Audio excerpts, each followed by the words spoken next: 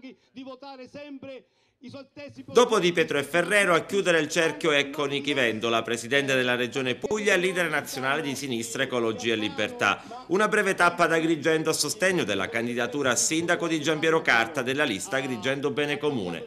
Credo che la sequenza di atti di disperazione sia indicativa di una asprezza della crisi sociale che forse non viene percepita dall'attuale governo.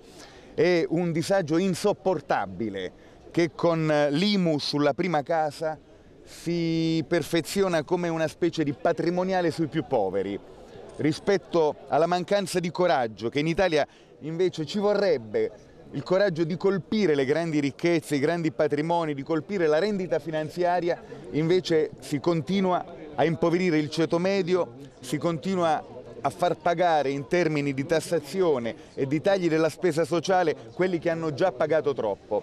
Credo che occorra anche da queste amministrative un segnale di cambiamento radicale. Il voto al centro-sinistra è un voto che può incoraggiare la svolta politica di cui l'Italia ha bisogno.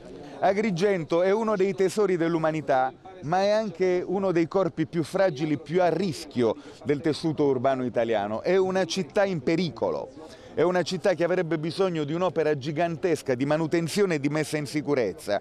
Credo che Carta abbia parlato di questo, piuttosto che parlare, diciamo, del teatrino della vita politica. Giampiero Carta nel suo intervento ha bacchettato tutta la classe politica locale che ha governato e continua a governare la città dei Templi e la provincia, e si sbilancia pure.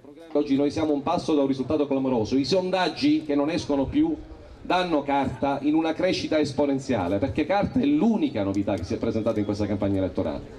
L'abbiamo messa tutta, abbiamo passione, abbiamo persone che si sono spese con la loro faccia. Abbiamo fatto per la prima volta una cosa che in Agrigento non si è fatta mai. Abbiamo fatto le primarie. Finisco piano con un invito alla riflessione. Abbiamo ancora 2 giorni.